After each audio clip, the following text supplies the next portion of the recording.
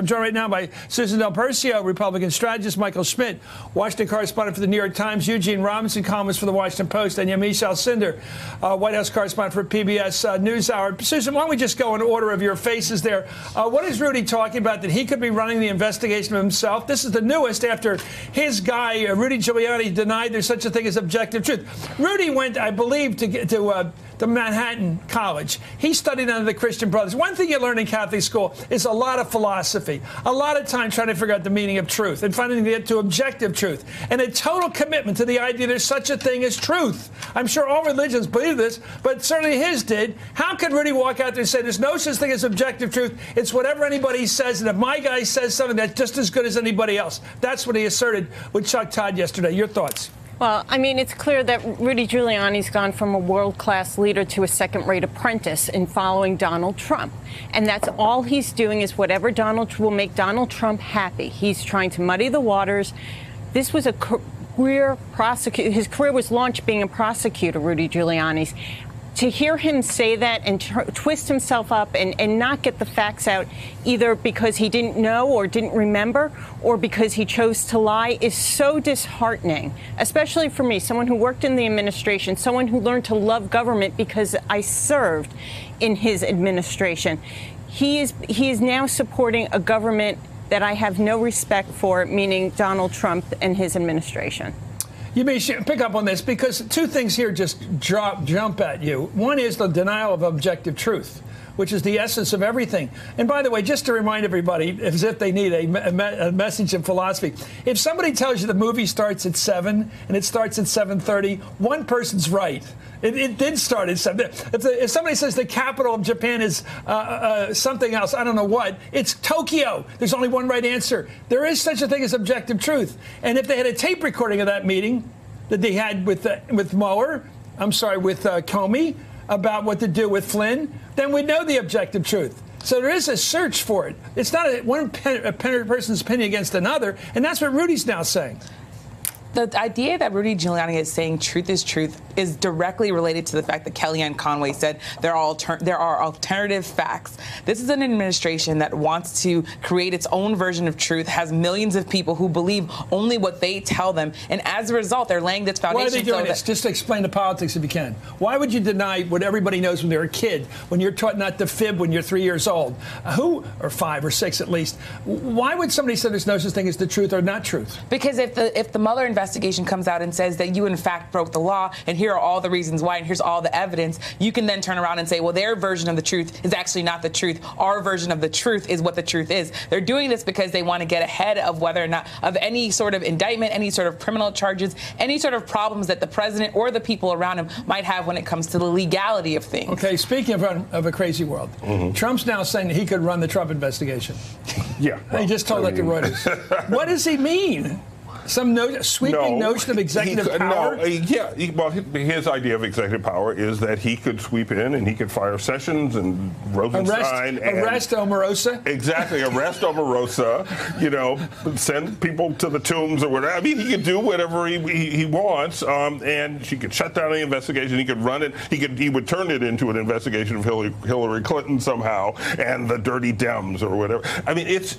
so as Omarosa wrote, he's not as smart he's not as competent as he once was. What are we talking about here? These claims are absurd. Well, yeah, but he always makes outsized claims he's always done that, actually, made outsized claims that are on their face kind of ridiculous. It does seem to be getting worse. He seems to be sort of bouncing off the walls. But one thing that we saw, especially in Rudy Giuliani's remarks, is how hard it is to keep the story together, right? I mean, to keep it all straight in his head. Yeah. So he flat out admits that it was the meeting was to get dirt on Hillary. Oh, was I supposed to admit that? Well, anyhow, they didn't even know she was Russian. I mean, it's ridiculous. Fortunately, we have a press, and we have the New York Times and the Washington Post and all the other PBS and everything else.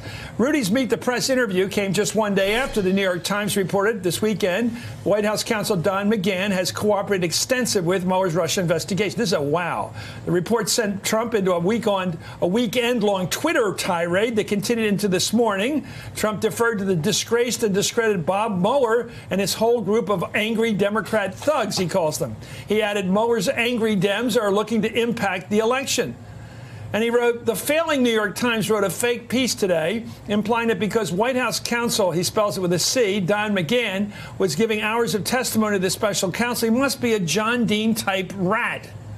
But I allowed him and all others to testify. I didn't have to. I have nothing to hide. Well, today the New York Times reported McGahn's participation with Mueller may present another problem for Trump and his legal team. Namely, they don't know what he actually told investigators. Michael, that was a hell of a piece yesterday. And I think it was like pulling the tablecloth off a table and leaving all the silverware there, because Trump doesn't seem to know what you got.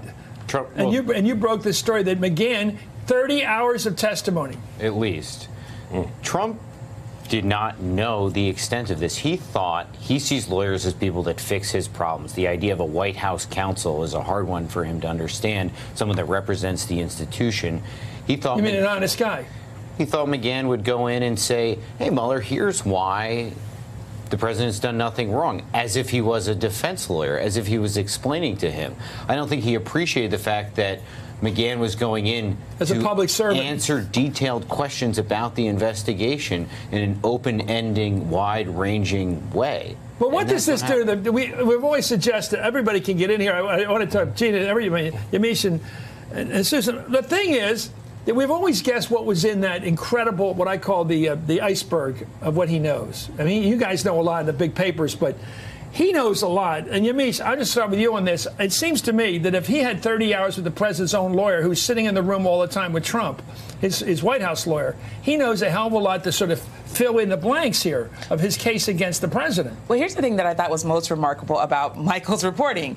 The fact that you reported that that Don McGahn went in there as a legal with his own lawyer and realizing that he did not want to be the person who was going to be the scapegoat for this. And that dovetails with the reporting that I've done with sources that say there are people that work in the White House who are very worried about what legal impact just being in the presence of all this might have on them. And as a result, they've hired lawyers to protect themselves. So 30 hours of testimony, I have no idea, obviously, what he said. But the idea that he knows that much, but also that he had his own lawyer making sure that he was going to be protected, tells you that he was worried about what he was going to have to say. Gene, there's so many hours. Remember those scenes in World War II where the arrows are pointing to the enemy and the different salients are coming in? You've got Cohen talking. You've got Manafort potentially talking. You've got Flynn definitely talking. You've got McGahn talking, all coming. And now probably Omarosa talking. All these information's coming in, and Trump trying to play defense. And I don't think, and I think there are probably more. I mean, there are other people who are talking and who are being talked to that we don't know about, probably. I think it's one thing that Mueller has, just strictly from McGahn, that he would have that he wouldn't otherwise have in this form, is probably, surely, a detailed, very accurate timeline involving various decisions, meetings, conversations that could go into an obstruction case. We don't have a sense of what he might have had to say that could go into a collusion or conspiracy case, but we don't know that there was nothing. I mean, we don't know because we don't know the universe. We have heard that he knew beforehand. Hey there, I'm Chris Hayes from MSNBC. Thanks for watching MSNBC on YouTube. If you want to keep up to date with the videos we're putting out, you can click subscribe just below me, or click over on this list to see lots of other great videos.